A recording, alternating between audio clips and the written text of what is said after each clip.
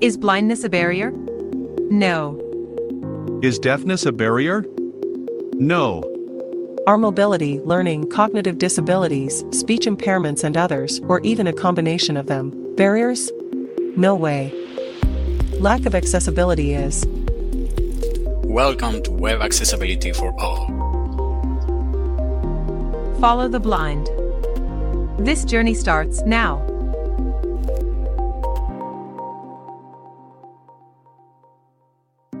Hey my friend, welcome back to Web Accessibility for All, the podcast where we dive deep into the real-world challenges of making the digital world, well, for all of us.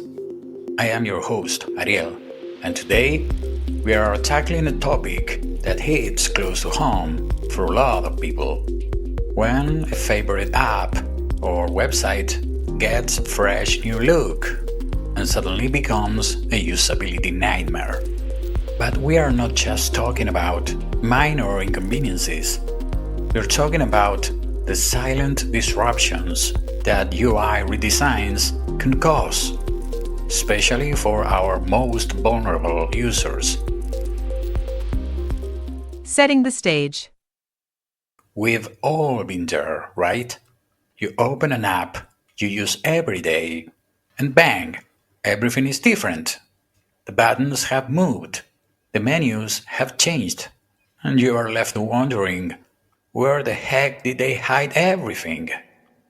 Now imagine the feeling of confusion and frustration, but amplified by 100 because you are dealing with visual impairments, or a cognitive disability, or maybe you are just an older person who's finally gotten comfortable with how things work. A real-world example. Remember the Snapchat redesign? A couple of years back, they decided to completely overhaul their interface, aiming for a more streamlined experience. All of a sudden, the features people depended on were buried under layers of menus.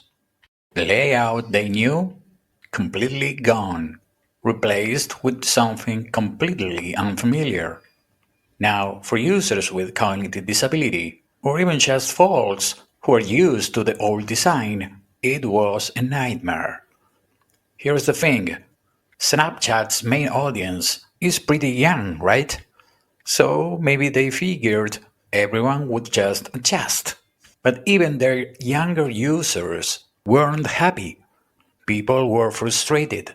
They couldn't find their friends, the navigation didn't make sense, and everything just felt harder to use. And for people with learning disabilities, or those in the autism spectrum, it was even worse. Let's be real. Some apps aren't just for entertainment. They are lifelines. Imagine an elderly person, maybe with Parkinson's, using a medical app to monitor their vital signs, schedule medication, or even contact emergency services. They've spent months, maybe years, getting comfortable with the layout. Then, overnight, a complete overhaul. Suddenly, the emergency call button is buried under a new menu, or the font is so small that they can't read their dosage. This isn't just frustrating, it's potentially dangerous. Think now about critical financial tools. When a bank suddenly changes its interface, it can throw someone with cognitive disabilities into a state of panic. They might not understand the new navigation, leading to mispayments, overdraft fees, or even the inability to access their own money. Meet Sarah, a low vision mobile app user. She relies on her banking app to manage her finances. Sarah, thank you so much for joining us. I know this is a sensitive topic, but your experience is incredibly valuable for our listeners. So tell us, what happened with your bank's app? Well, Ariel, they decided to give it a, say, makeover, they said. A sleek, modern redesign, which, I guess, sounds great if you're, just looking at it. But for me, it was a nightmare. You have low vision, right? Yes, I've spent years getting used to their app. I know where everything is, the colors, the layout, it's all second nature to me. Then, suddenly, it's like I'm using a completely different app. What were the biggest challenges? The font, oh my, it was tiny, I mean, ridiculously small. And the colors, the contrast was just awful, I could barely read anything. And then, the transfer funds button, which I use practically every week, was gone. How long did it take you to find it? Maybe half an hour? For something that used to take me seconds, it was incredibly frustrating. I can imagine. It was more than an inconvenience. Absolutely, it was scary. I felt helpless, like I was losing my independence. I rely on that app to manage my finances, to pay my bills, and suddenly, it was like they'd taken that away. It sounds like they didn't consider the impact on users like you. They didn't think about people who can't just adapt to a new design in 5 minutes. We are invisible to them. It's incredibly frustrating. Why gradual transitions and user testing may be not enough. Here's the harsh truth. They often fall short. Why? Because they assume a level of digital literacy and adaptability that many people don't have. Gradual transitions often aren't gradual enough. Giving someone a week to switch between two completely different interfaces is like asking them to learn a new language in a day. People with cognitive impairments or those who are simply overwhelmed by technology need time. They need personalized support. User testing frequently misses the mark. We often test with people who are already tech-savvy. We need to be testing with the actual users who are going to struggle the most, older adults with limited tech experience, and people with learning difficulties. We assume people understand technical terms, and we fail to provide information in an accessible format. A simple email notification isn't going to cut it for someone who struggles with reading. So what can we do? We need to guide users through the change. Phase 1. Pre-launch awareness and preparation. Proactive multi-channel communication. Don't rely solely on email. Use in-app notifications, SMS alerts, and even physical mail for users who are less digital inclined. Personalize the communication. If you know a user relies on a specific feature, highlight how that feature has been improved or where it's moved in the new interface. Offer video tutorials with closed captions, audio guides, and downloadable PDFs with large print options. Preview mode. Allow users to explore the new interface in a safe, non-destructive environment. Implement a guided tour feature that highlights key changes and provides interactive tutorials. Personalized onboarding. When a user first launches the new interface, ask them about their preferred accessibility settings. Based on their responses, automatically adjust the interface to meet their needs.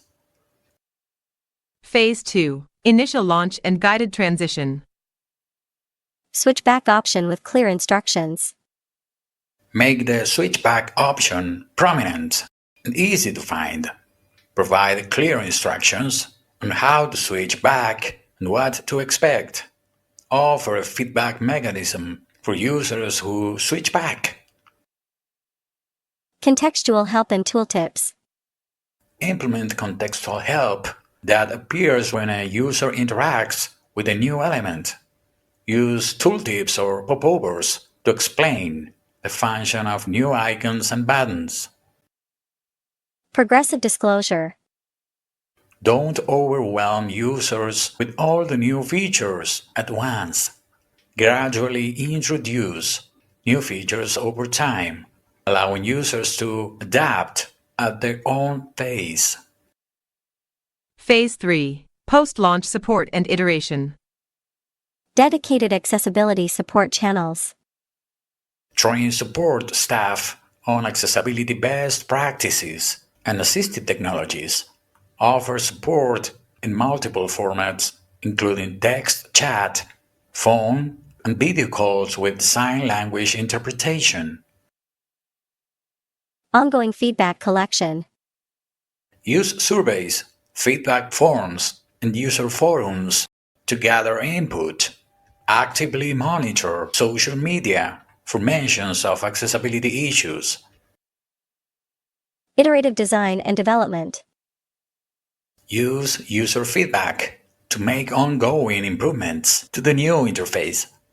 Prioritize accessibility fixes and enhancements. Communicate changes and updates to users in a clear and accessible manner. Wrapping up. Let's summarize all of this into 4 simple concepts. First off, user-centered design. I know, we hear that all the time. But seriously, we need to be talking to actual users with disabilities throughout the entire design process. Second, test with assistive technologies, screen readers, voice control, everything. We need to make sure our design works seamlessly with the tools people are already using. Third, gradual transitions. Don't just flip a switch and expect everyone to adapt. Give people options. Let them switch back to the old interface if they need to, and provide clear and accessible tutorials. And finally, communicate clearly and empathetically. Explain why are you making the changes, what the benefits are, and how people can get help. Accessibility is about building a digital world where everyone belongs. And that means designing interfaces that are intuitive, adaptable, and respectful of everyone's needs.